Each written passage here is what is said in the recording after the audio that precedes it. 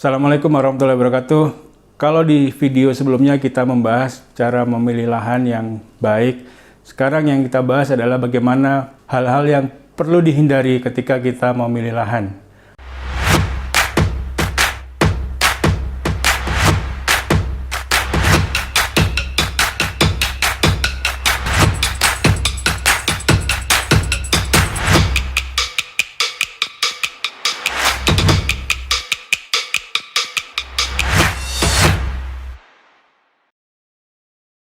Pertama, dokumen atau surat-surat yang tidak lengkap.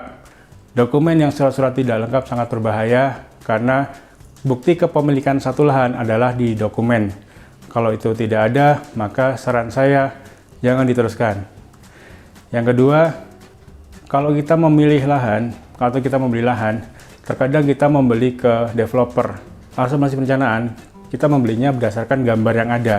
Itu tidak ada masalah selama developer itu bisa bertanggung jawab. Namun juga kita perlu hati-hati ketika kita memilih lahan, ketika masih gambar, kita perlu cek bagaimana perizinannya.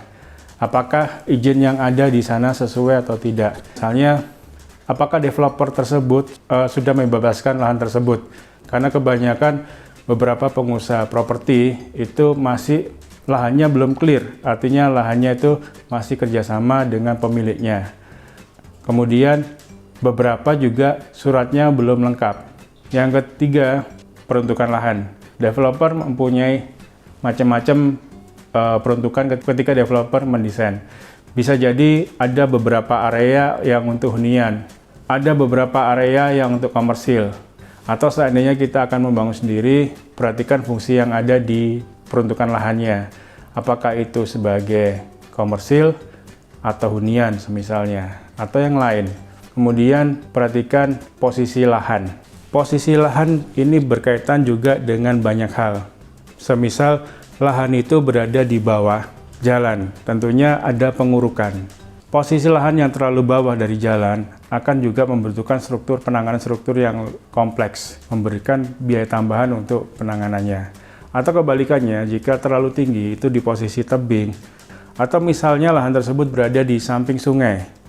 Tentunya erosi ini cukup mengganggu, maka diperlukan penguatan struktur di sana, dan itu juga membutuhkan biaya yang tidak sedikit. Atau posisi lahan kita berada di seberang sungai, kita membutuhkan jembatan untuk menuju ke sana.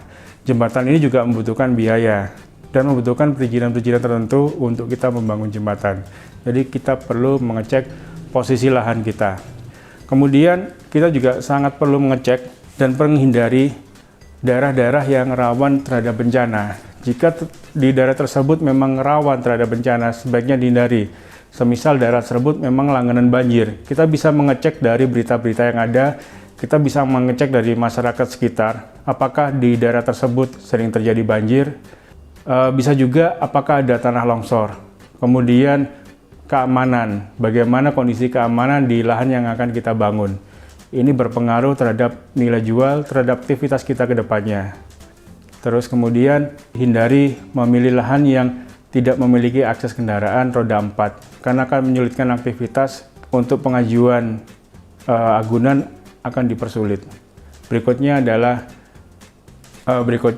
jangan memilih lahan yang dekat dengan kuburan.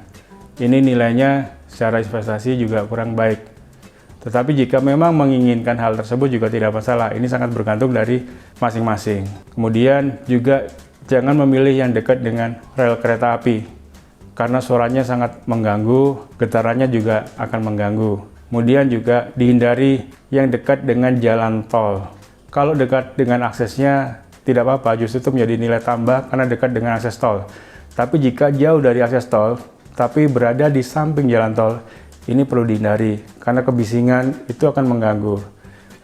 Kemudian juga hindari daerah yang dekat atau rumah kita atau properti kita, lahan kita dekat dengan SPBU. Jangan mengambil lokasi lahan yang berada di bawah sutet atau saluran udara tegangan tinggi. Dikhawatirkan juga akan terjadi radiasi untuk properti yang ada di bawah sutet. Biasanya sutet ini dilewatkan ke jalan atau daerah-daerah sawah. Tapi karena perkembangan kondisi masyarakat, jadi banyak sawah-sawah yang kemudian beralih menjadi perumahan. Hindari juga yang dekat dengan TPA atau tempat pembuangan akhir atau tempat pembuangan sampah sementara, karena dari sisi bau juga sangat mengganggu selain dari sisi kesehatan. Perhatikan juga kalau kita mempunyai lahan yang dekat dengan sungai, perhatikan di mana garis sempadan sungai, ataukah bangunan set kita, lahan kita itu berada di garis sempadan sungai. Kita tidak boleh membangun di situ, jadinya malah kita nggak bisa membangun apa-apa. Kemudian kita perhatikan lagi yang perlu dihindari adalah lahan yang tidak siap. Lahan yang tidak siap adalah lahan yang semisal masih berupa sawah, jadi perlu waktu untuk pengiringan. Kemudian lahan yang tidak siap berikutnya adalah lahan itu masih posisinya membutuhkan cut atau fill. Artinya kalau cut posisinya lebih tinggi dari jalan yang jadi memerlukan pemotongan lahan, atau diperlukan fill, penimbunan jika lahan itu berada di bawah. Yang terakhir, tadi kita membahas tentang hal-hal teknis. Sekarang coba kita memilih secara lahan dengan cara yang lain. Semisal Feng Shui, mencari lahan, posisi lahan. Apakah lahan itu bentuknya kantong atau gentong, atau di belakangnya lebih besar? Ini bisa mendatangkan rezeki. Atau lahan itu lebih lebar di muka. Nah, ini beberapa juga menghindari. Atau lahan tersebut mempunyai nomor yang dihindari, semisal nomor 4 atau nomor 13. Beberapa developer dan beberapa keyakinan menganggap angka 4 dan 13 ini kurang baik. Ini kembali lagi ke kepercayaan masing-masing. Kemudian jangan memilih lahan yang bekas kuburan. Pertimbangan sederhana, kita tidak boleh sholat di atas kuburan. Menghindari juga lahan tusuk sate misalnya. Tusuk sate ini dianggap memberikan efek negatif. Kita berpikir secara logis, dari bentuk yang T ini adalah persimpangan, jadi di situ kendaraan ini akan saling hati-hati, kita hindari. Tapi solusinya semuanya ada, kita bahas di video berikutnya. Assalamualaikum warahmatullahi wabarakatuh.